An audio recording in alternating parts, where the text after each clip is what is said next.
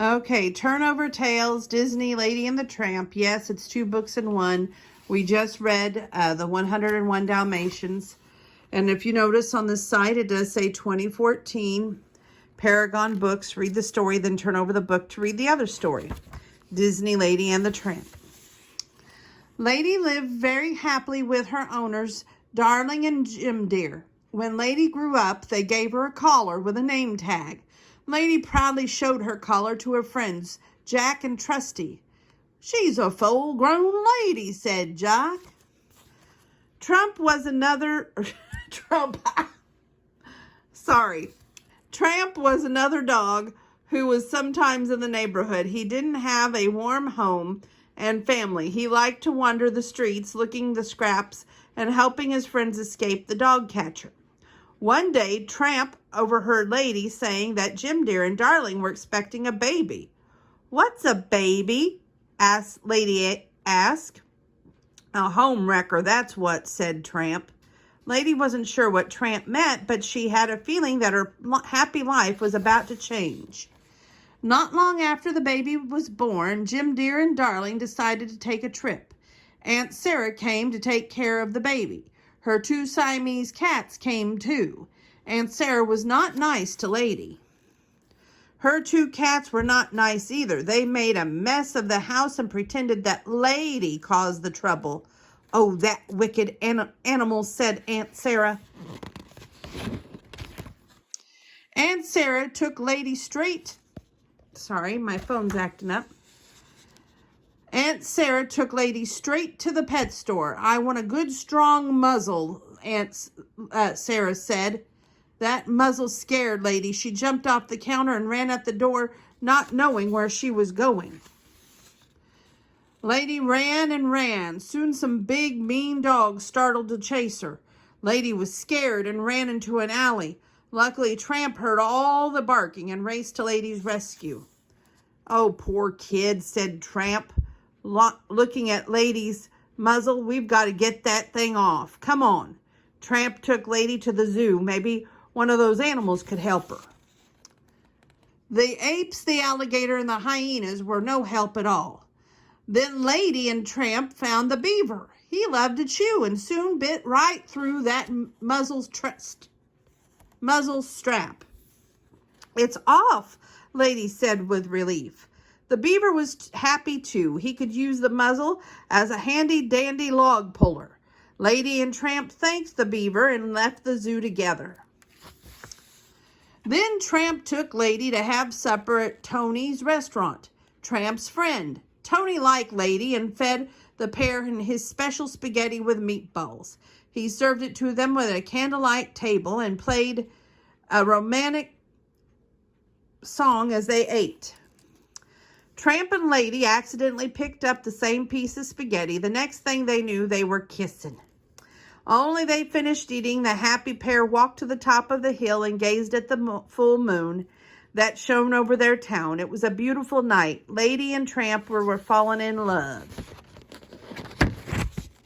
The next morning on the way home, Lady and Tramp passed a chicken coop. "Ever chased a chicken?" Tramp asked. He couldn't resist. Lady did not like the idea, but she followed him anyway. She discovered it was quite fun to do something adventurous. The chickens ran around the yard, squawking and squealing. Suddenly, Lady and Tramp heard an angry voice. "Hey, what's going on out there?" the farmer called. Lady and Tramp ran away as fast as they could. When Tramp thought they were far enough away, he turned to check on Lady, but she wasn't there.